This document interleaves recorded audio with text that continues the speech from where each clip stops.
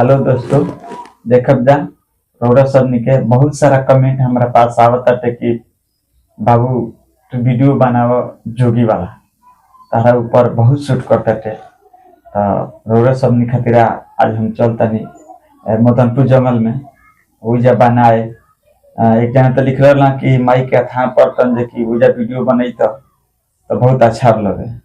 तो जौन मतलब कि साइड में अच्छा लगी वो पेड़ पौधा के वो सब के हम वीडियो बनाए आ बना के और बाद से रोज सब निकल हम उपस्थित कर दे वीडियो जोगी वाला बनाए हुए जा थाने पर।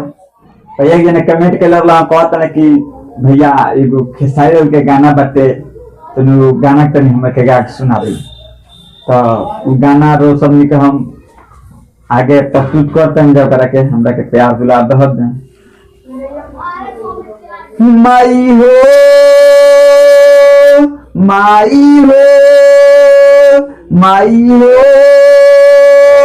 हमके बेटा कोई कोई के बोलई तू एक दिन अपना करे जा से लगई तू।